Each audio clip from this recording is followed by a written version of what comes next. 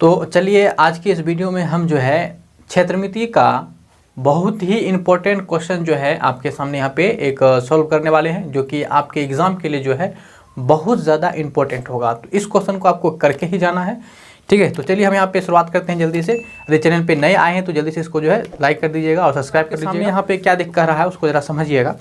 दो वृत्तों की त्रिज्याएं क्रमशः 19 सेंटीमीटर और 9 सेंटीमीटर है। उस वृत्त की त्रिज्या ज्ञात कीजिए जिसकी परिधि इन दोनों वृत्तों की परिधियों के योग के बराबर है। तो त्रिज्या जो है यहाँ पे दो वृत्त की त्रिज्या दे रखा है।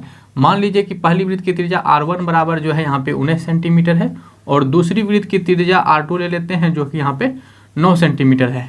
अब यहाँ पे कह रहा है उस वृत्त की त्रिज्या ज्ञात कीजिए, यानी कि किसी हमें नए वृत्त की त्रिज्या ज्ञात करनी है। तो यहाँ पे हम मान लेते हैं कि परिणामी वृत्त की जो त्रिज्या है, परिणामी वृत्त की त्रिज्या, परिणामी वृत्त की त्रिज्या को जो है हम क्या मान लेते हैं, R मान लेते हैं। तो हमारे पास क्या हो जाएगा, अकॉर्डिंग टू क्वेश्चन, यानी कि प्रश्न अनुसार हमारे पास क्या हो जाएगा, क्वेश्चन क्या कह रखा है कि जो बड़े वृत्त की परिधि है, यानी कि परिणामी वृत्त की जो परिधि होगा उन दोनों के परिधि के योग के बराबर है। यानी हमारे पास जो हो जाएगा यहाँ पे परिणामी वृत्त की परिधि बराबर क्या हो जाएगा, पाई। देखिए वृत्त की परिधि क्या होता है, 2 पाई R होता है, 2 पाई R1 प्लस 2 पाई R2 हो जाएगा। अब परिणामी वृत्त की परिधि क्या लिखेंगे हम, 2 पाई और R क्या लिखेंगे बड़ी R में, और यहाँ से जो है 2 पाई और 2 पाई दोनों में से क्या आ जाएगा, कॉमन आ जाएगा। तो ये 2 पाई हो गया, इधर हो गया R1 और प्लस का R2, 2 पाई से 2 पाई कैंसिल हो गया। और ये हमारे पास R1 बराबर क्या हो गया, R बराबर R1 कितना हो गया हमारे पास 19 सेंटीमीटर और R2 कितना हो गया 9 सेंटीमीटर। तो इस तरह से हमारे पास जो है त्रिज्या कितना आ गया, 19 और 9 28 सेंटीमीटर, ठीक है। ये हमारे पास क्या हो गए, यही हमारा इसका आंसर हो गया। तो 2 नंबर में जो है क्वेश्चन ये आपसे पूछा जा सकता है। तो इस क्वेश्चन को आपको करके ही जाना है। तो जल्दी से वीडियो को लाइक कर दीजिए, शेयर कर दीजिए और चैनल पे नए हैं तो इसको सब्सक्राइब कर लीजिए। तो चलिए जो है एक जो है हम यहाँ पे क्षेत्रमिति का बहुत ही इंपॉर्टेंट क्वेश्चन जो है यहाँ पे करने वाले हैं। तो उस क्वेश्चन को जरा देख लेते हैं क्या है क्वेश्चन। तो चलिए हम यहाँ पे क्वेश्चन को देखते हैं। क्वेश्चन आपके सामने क्या कह रहा है, दो वृत्तों की त्रिज्याएं क्रमशः 8 सेंटीमीटर और 6 सेंटीमीटर है। उस वृत्त की त्रिज्या ज्ञात कीजिए जिसका क्षेत्रफल इन दोनों वृत्तों के क्षेत्रफलों के योग के बराबर है। तो यहाँ पे क्या है कि त्रिज्याएं आपके पास दिया हुआ है और यहाँ पे क्षेत्रफल क्या है, दोनों वृत्त की क्षेत्रफल का जो योग है वो परिणामी वृत्त के क्षेत्रफल के बराबर है। इसके पहले परिधि बराबर था, यहाँ पे जो है क्या हो रहा है, क्षेत्रफल बराबर हो रहा है। तो यहाँ पे जो है दो वृत्त की त्रिज्या जो है आपके पास दे रखा है, जरा उसको लिख लेते हैं।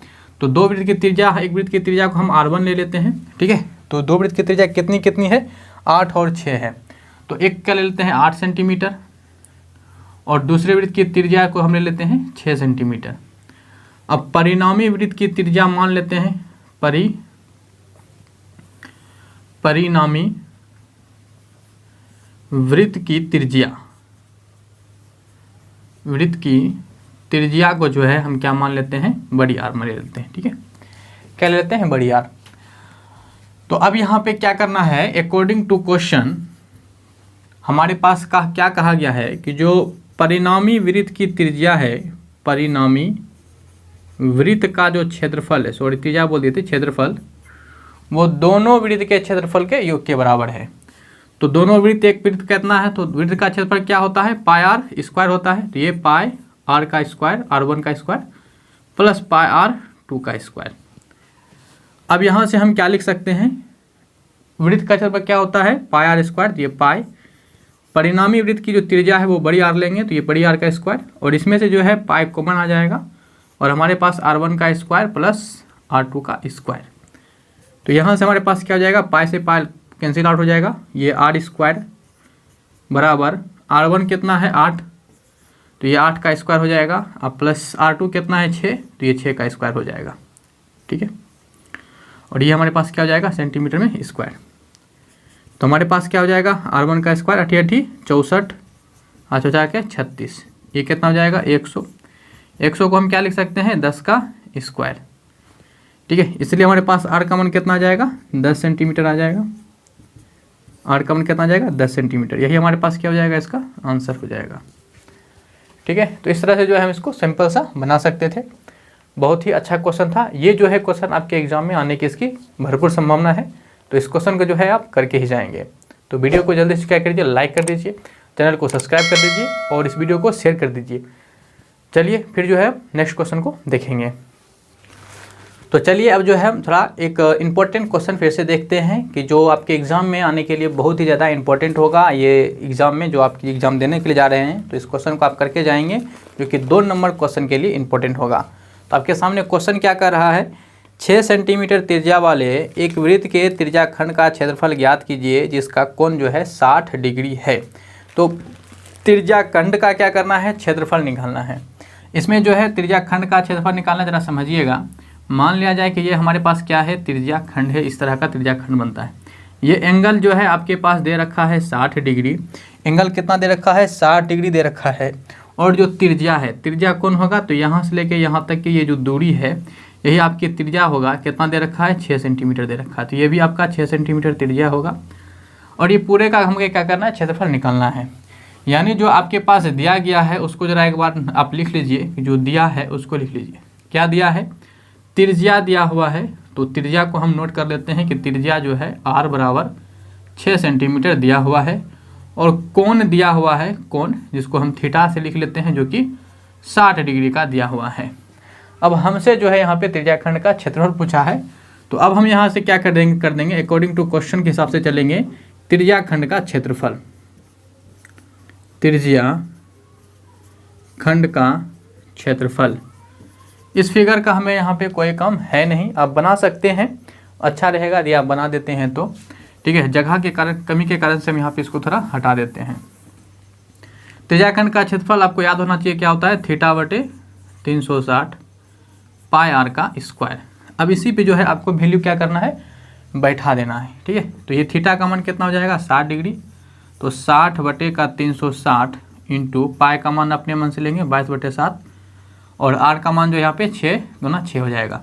तो ये 6 से कट जाएगा और ये 6 इस 6 से कट जाएगा। ठीक है, तो यहाँ पे हमारे पास क्या हो जाएगा, इसको आप गुना कर दीजिए। तो ये हमारे पास होगा 6 दूनी 12, 6 दूनी 12 13, 132/7 सेंटीमीटर स्क्वायर। ये इसका क्या आ जाएगा, आंसर आ जाएगा। ठीक है, तो ये हमारे क्या हो जाएगा, इस क्वेश्चन का सही आंसर हो जाएगा। ठीक है, तो कैसा लगा आपको ये वीडियो, कमेंट में करके जरूर बताएं। वीडियो को लाइक कर लें, चैनल पे नया आए हैं तो इसको सब्सक्राइब कर लीजिएगा। और भी हम जो है क्वेश्चन यहाँ पे देखते रहेंगे। चलिए एक फिर से जो है यहाँ पे हम क्षेत्रमिति का इंपॉर्टेंट क्वेश्चन करेंगे, जो कि आपके एग्जाम के लिए बहुत इंपॉर्टेंट होगा। हम इंपॉर्टेंट जो क्वेश्चन जो आपके एग्जाम में आ सकते हैं उसी को यहाँ पे करेंगे 2 नंबर में से।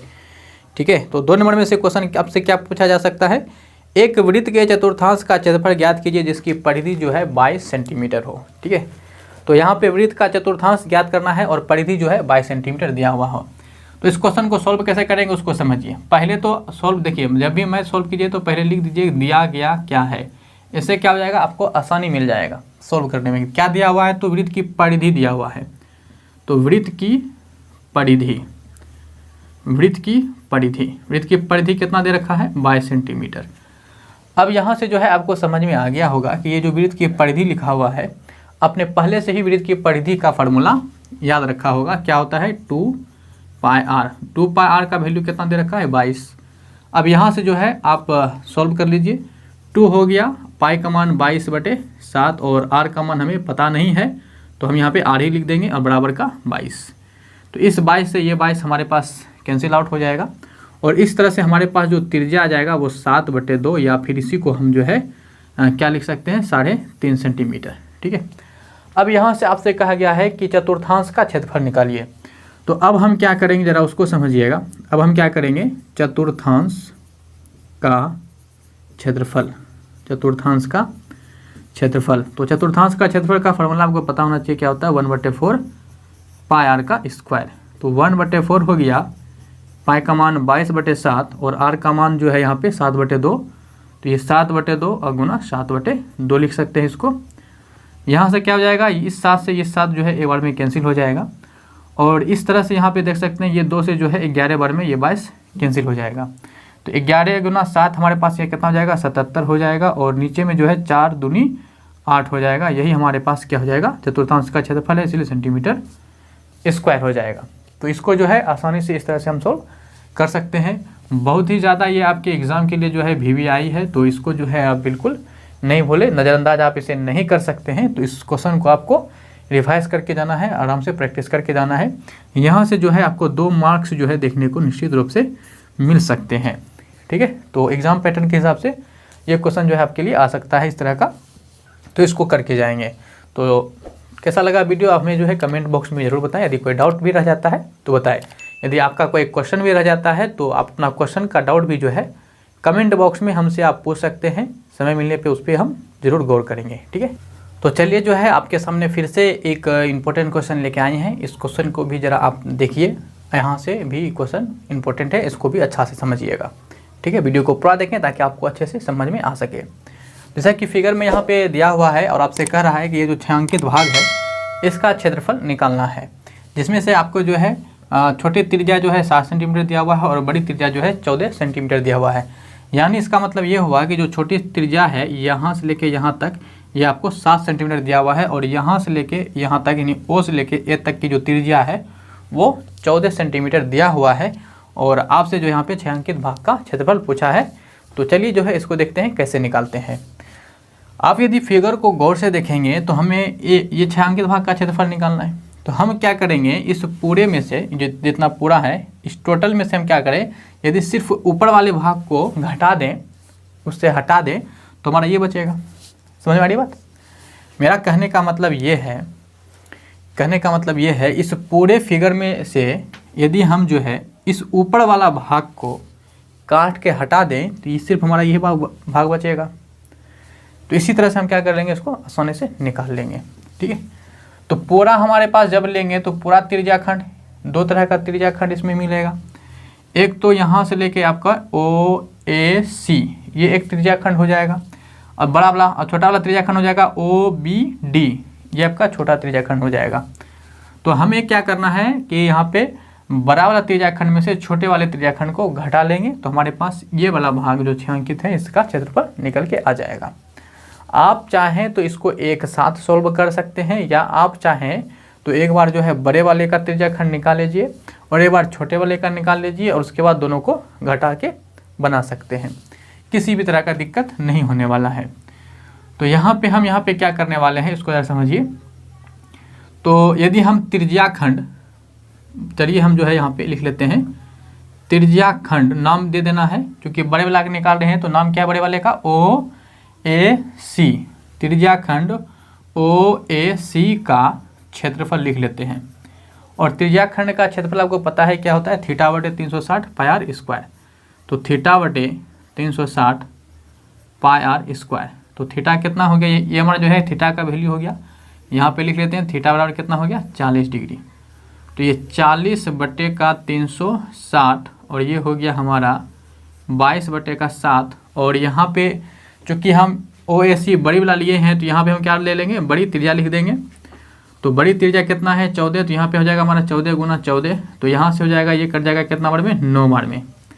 और ये जो है हमारे पास 7 दूनी 14 कट जाएगा। अब ऊपर यहाँ पे गुना हो जाएगा तो क्या हो जाएगा 14 दूनी 28 गुना 22। तो ये 22 गुना 28 बटे नीचे में 9 आ जाएगा। ठीक है, 22 गुना 28 आप कर सकते हैं, आसानी से कर सकते हैं, कोई बड़ी बात नहीं है। जैसे कि यहाँ पे 22 गुना 28 है, देख लीजिए कैसे गुना करते हैं। 8 दूनी 16 एक हो गया, 8 दूनी 16 2 दूनी 4। ठीक है, तो 8 दूनी 16 2 दूनी 4 16 4 20 1 21 1 बाकी 2 2 दूनी 4 4 2 6 हो गया यहाँ पे, तो 616 हो गया। ठीक है, तो ये कितना हो गया हमारे पास 616 बटे जो है ये 9 सेंटीमीटर का स्क्वायर हो गया। ठीक है, समझ में आइए कैसे गुना किए। 8 दूनी 16 6 बाकी 1 रह गया, फिर 8 दूनी 16 और फिर ये 2 दूनी 4, तो इधर हो गया 16 इधर हो गया 4 16 4 20। अब बाकी 1 कितना हो गया 21, कितना बच गया 2 2 दूनी 4 और 4 में फिर 2 जोड़ दिए 6। यदि ये ट्रिक समझ में आ गया तो बताइएगा, नहीं तो हम जो है एक स्पेशल ट्रिक का कैसे गुना करते हैं ना, ट्रिक से उसको बता देंगे। तो इतना आ गया हमारे पास। अब दूसरी बात क्या रह गया कि हमें छोटे वाले त्रिज्याखंड का क्षेत्रफल निकालना है। तो फिर क्या करेंगे हम, त्रिज्याखंड छोटे वाले का नाम क्या है OBD का क्षेत्रफल। क्या हो जाएगा थीटा बटे 360, तो थीटा कितना हो जाएगा 40/360। पाई का मान तो वही होगा 22/7। आर का मान कितना हो जाएगा छोटे वाले के लिए, छोटी आर होगा यानी 7 × 7, तो ये हो जाएगा हमारा 9 बार में कट जाएगा और एक साथ से एक साथ ये कैंसिल आउट हो जाएगा। तो यहाँ क्या बचेगा 22 × 7, तो 22 × 7 कितना हो जाएगा 154/9 सेंटीमीटर स्क्वायर हो जाएगा। ठीक है, यहाँ तक बातें क्लियर है। अब हम यहाँ पे क्या करेंगे समझिएगा, अब हम यहाँ पे छायांकित भाग का क्षेत्रफल निकाल देंगे। छायांकित भाग का क्षेत्रफल, तो क्या करेंगे सिंपल सा, बड़े में से छोटा घटा देंगे। बड़ा हमारे पास कितना है 616/9 माइनस का 154/9, इसको जो है आप घटा दीजिए। तो यहाँ पे सिंपल सा भिन्न का घटा बन जाएगा, कितना एलसीएम आएगा 9 ही आ जाएगा। तो सिंपल क्या कीजिए 616 में से 154 घटा दीजिए, तो ये हो जाएगा हमारे पास 2 और यहाँ पे बचेगा 11, 11 में से 9 जाएगा तो 6 हो जाएगा और यहाँ पे 5 में से गया 4, तो ये आ जाएगा हमारे पास 6 4 10 2 12, 3 से कट जाएगा, इसको आप 3 से काट सकते हैं। ठीक है, तो 3 3 9, 3 एकम 3, 3 5 15 और 3 चौके 12, तो ये हमारे पास कितना आ गया 154/3 सेंटीमीटर स्क्वायर। यही हमारा क्या हो गया यहाँ पे इस क्वेश्चन का सही आंसर हो जाएगा। ठीक है, तो सिंपल सा इस तरह से इसको बना सकते थे, बहुत ही आसान तरीका से, कोई बड़ी बात इसमें क्या था नहीं था। ठीक है, तो कैसा लगा ये वीडियो हमें कमेंट करके जरूर बताइएगा, और भी वीडियो के लिए जो है चैनल को सब्सक्राइब कर लें, वीडियो को शेयर कर दें ताकि और भी लोग जो है जल्दी से इसको जुड़ सके। ठीक है, तो ठीक है, मिलेंगे फिर किसी नए वीडियो के साथ।